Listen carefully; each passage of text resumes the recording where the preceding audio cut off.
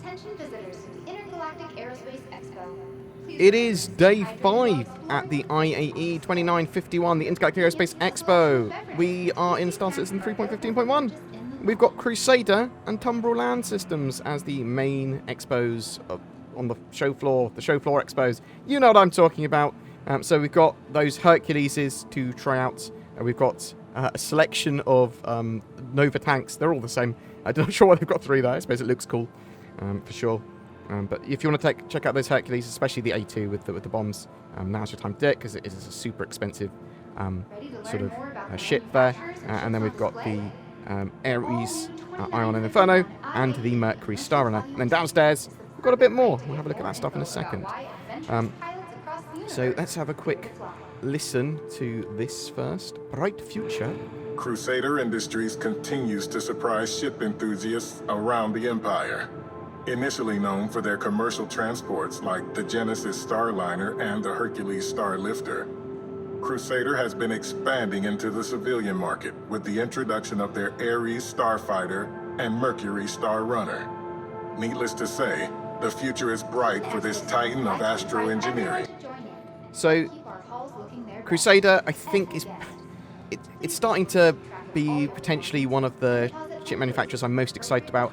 I really love Aegis, I really love Drake, and I really love Crusader. I think these ships are fantastic. The Hercules is, if you want to transport ground vehicles, if you want a sort of more militaristic styled cargo ship for going to the ground, or even for just general cargo transport or moving vehicles around, it's a great choice. I mean, you've got the alternative now, like the Liberator, and then larger scale transports, but the Hercules still has really, really important roles, and the M2 is the sort of like more armoured military version of it, which can still carry 2 Nova tanks, top tanks. Unlike many of their competitors, Crusader Industries dedicates as much effort on their employees as they do on their products.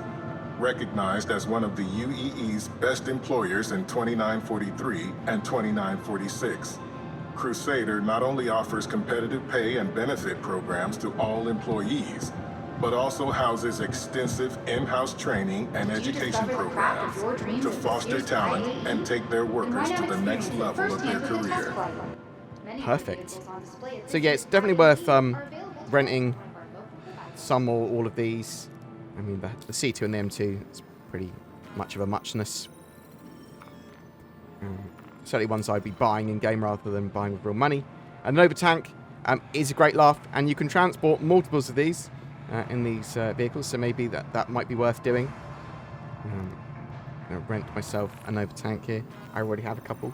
But, you know, what's one more? If you want to take this Spartan around, then something like a Hercules is a great idea to move your Spartan or your other big ballista or whatever. Let's go have a quick look in the side hall, which I think is over here this time. I'm not sure if I've actively looked in this sort of area before. There is a lot of ships. I think they're, are they Lightnings? F8s flying around there? Flying around a big asteroid. Don't know why they're doing that. They just are. They're moving too fast for my eyes. I'm getting old. Old BoredGamer with his old eyes. So we've got the new Ares Iron and Inferno here. I say new. They are newly flyable in 3.15.1. And now is your chance to rent them. And they have gone up in price this IAE. And we'll have a look at the website in a second and actually have a look at that. If you are only going to rent one thing during this IAE, then it's the Mercury Starrunner for me. I love the Mercury Starrunner. It is my favourite ship. It's got a little bit of everything. Great multi-role, multi-crew ship. Let's have a quick listen to the new powerhouse, though.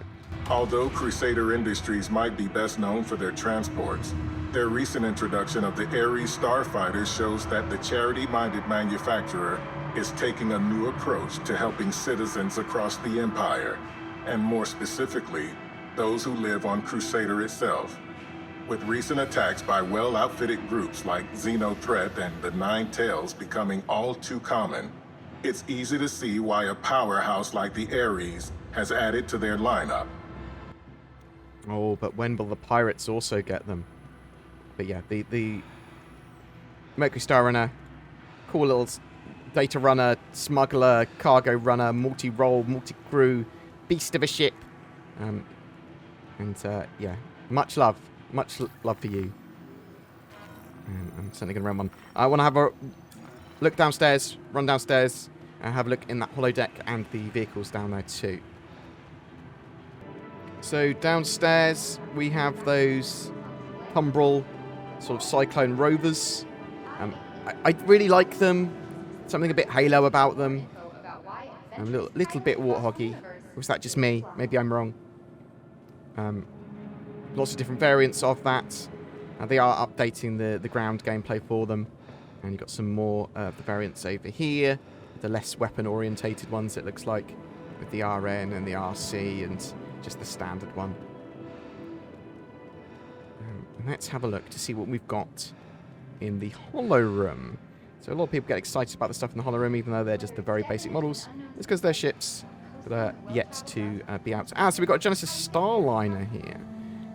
So this is going to be still quite an early model for it. On the holodeck there. Or Holo Viewer. I think a lot of people are excited to see this quite large-scale passenger ship come into the verse and what gameplay it's sort of going to have with it.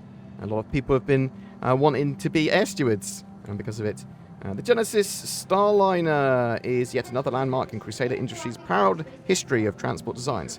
This ship utilizes award-winning manufacturing techniques and the highest quality parts to create one thing, a next-generation passenger ship at a price that won't break your budget. Although we don't know when it's going to be in game. It's going to be a while, but I do think it's going to be sooner rather than later because CIG are going to want something to be able to transport NPCs and players from planet to planet to star system when you're not using your own ship. We've got the Rangers here as well. Now, I think this looks a little big for a Ranger. I'm actually expecting them to be a bit smaller than shown on the holodeck here. You've got the... is it the TR that's being shown here? Yeah, because it's got the weapons on it. So that's the Ranger TR ground-based bike. Really, actually quite excited for it. Don't know when it's going to be in game yet, though. And we do know that they're updating and tweaking the ground physics and the sort of wheeled vehicles at the moment. And then I suspect we'll see the Ranger in the not-too-distant future because it's pretty simple. I'm going to jump onto the website and actually have a look to see what's on sale as well now. So we have both Tumbril and Crusader Industries on sale today. So from the Crusader stuff, we've got obviously the Crusader Ares Starfighters are newly available to buy as a flyable ship. I mean, obviously they were on concept before, but now you can actually buy them and you get them because they're flyable in 3.15.1. We've got some very expensive silly ships for you today. So Hercules A2, I don't think it has any business being $750. That is crazy. What else do we have? We've got the Ares Inferno and Ion, $250 now, which is actually a bit more than I expected. We also have the C2 Hercules, $400. Again, I think some of these ships are quite expensive for what they are. Certainly the ones I'm going to be getting in game. Genesis Starliner, that's the fantastic sort of passenger carrier ship that will take your crew. Well, you say crew, anyone that you want to. You can make a business out of transporting players and NPCs from one area to another. We're going to see these moving around the verse. They're entirely controlled by NPCs like as well. So if you want to get from Crusader to Microtech, you'll probably be able to take one of these that comes into its own little bay every so often that you can pay buy a ticket for. And that's the sort of stuff that I expect. But also that'll be the different star systems as well and things like that in the future. That's sort of essentially needed. You've got the M2 Hercules as well, the more armoured version. Again, the Hercules are the C2 and M2 are about taking ground vehicles or cargo in quite an armoured, clever way to the ground or whatever. The A2 is much more of a super bomber with the only ship to have gravity bombs currently. And then we've got the Mercury Starrunner, probably my favourite ship in game. I love it. I think it looks great. I think it's great for multi-role. It's got the future sort of ability to have that smuggling and data running gameplay. But it's a great cargo runner now. It's great for clearing out multiple missions with a small crew. So crew of 3, you're laughing with a Mercury Star Runner. And it's got all those buttons and little hidey holes and vents and all that sort of jazz as well. Got his M2 special sort of upgrade. We've got the new Drax McCleary video, or Jimmy video, which actually looks really cool. I really love these videos. I think they're absolutely fantastic. Very good laugh, especially this time round. And then we've got the super expensives, Crusader packs, Crusader Complete Pack, if you're into them.